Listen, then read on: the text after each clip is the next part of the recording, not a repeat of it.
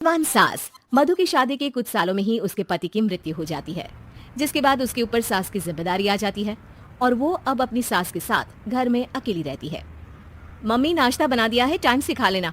दोपहर का खाना शीला आकर बना देगी। मैं ऑफिस जा रही हूँ। अरे क्यों उस टेप रिकॉर्डर पर पैसे खर्चा करती हो? इतना काम मैं खुद भी कर सकती हूँ। हाँ हाँ बिल्कुल, आधे समय तो जोड़ों के दर्द की दवाई खाती हूँ और फिर काम करने की बात करती हो। दवाई खाती हो तो क्या, मैं अभी भी अकेली 10 पर भारी हूँ। हाँ हाँ मैंने मान लिया। मधु घर से चली जाती है, जिसके बाद सास नाश्ता कर दवाई लेकर टीवी देखने बैठ जाती है। दोपहर को शीला घर आती है। अरे क्यों माँ जी, आज किस बात से मेरी नौकरी बची? अरे चल ज्यादा बकबक मत कर, काम कर अपना। शीला खाना बनाने लगती है और सास वहीं पास में बैठ जाती है। माँ जी, मैं तो हमेशा ही बोलती हूँ दीदी की दूसरी शादी करा दो। कब तक आप दो औरतें घर में अकेली रहोगी? आजकल माहौल भी बहुत खराब है और फिर दीदी की उम्र भी तो निकली जा रही है ना। तेरा नाम टेप रिकॉर्डर सही रखा है मैंने।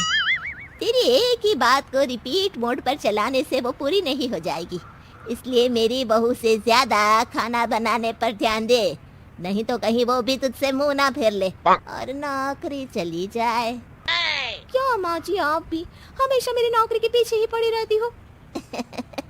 तो क्या तेरे पीछे पड़ूं? इसी तरह दोपहर से शाम हो जाती है और शीला अपना काम खत्म कर वापस चली जाती है।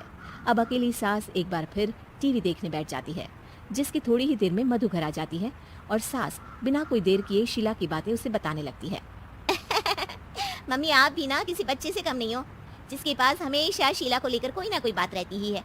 अब बस भी करो ना, इतनी बुरी नहीं है बेचारी। अरे मैंने कब कहा बुरी है, बस उसकी बातें करके मुझे बड़ा मजा आता है। सास की बात पर हंसते हुए दोनों डिनर करने बैठती ही हैं कि लाइट चली जाती है। अंधेरे में मधु मोबाइल की फ्लैश लाइट जलाकर मोमबत्ती ढूंढने लगती है। तभी उसे हॉल में कुछ गिरने की आवाज आती है। मम्मी आप अंधेरे में इधर उधर क्यों घूम रही हो? अरे तेरे पीछे ही तो खड़ी हूँ। हाँ, अगर आप यहाँ हो तो वो हॉल में सामान कैसा गिरा? भूत आया। अरे मुझे क्या पता, जाकर देखना पड़ेगा ना। दोनों हॉल में जाते हैं लेकिन वहाँ कोई नहीं होता। अब उन्हें कमरे में से सामान गिरने की आवाज आती है। लगता है ये भूत चोरी करने आया है, इसे वापस कब्र में पहुंचाना ही पड़ेगा। बस हाँ हाँ, आप ज्यादा ना तीसमाखा मत बनो, मैं पुलिस को फोन करती हूँ। अरे जब तक तेरी पुलिस आएगी तब तक क्या वो हमारे साथ बैठकर अंताक्षरी खेलेगा? हट डरपोक, संभालने दे मुझे।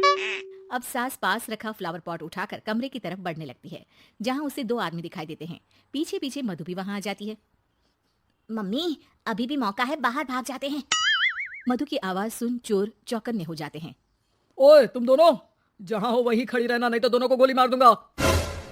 अरे तुम दोनों अभी के अभी बाहर जाओ, नहीं तो मैं तुम्हें जिंदा नहीं छोड़ूंगी। ये बुढ़िया हमें धमकी दे रही है। अबे तुम दो अकेली अब लड़ते क्या कर लोगी? अरे जा भेजा, दोनों को बांध दे। जैसे ही दूसरा आदमी सास को पकड़ने उसके पास आता है तो वो उसके सर पर फ्लावर पॉट मार देती है।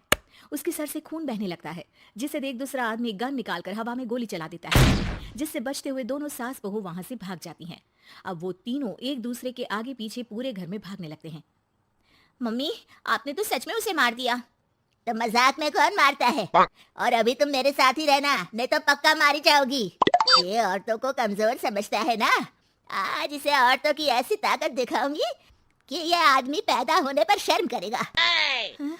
ये अचानक आपके अंदर झांसी की रानी कहाँ से जाग गई? वैसे तो हमेशा जोड़ों में दर्द बोलती रहती हो।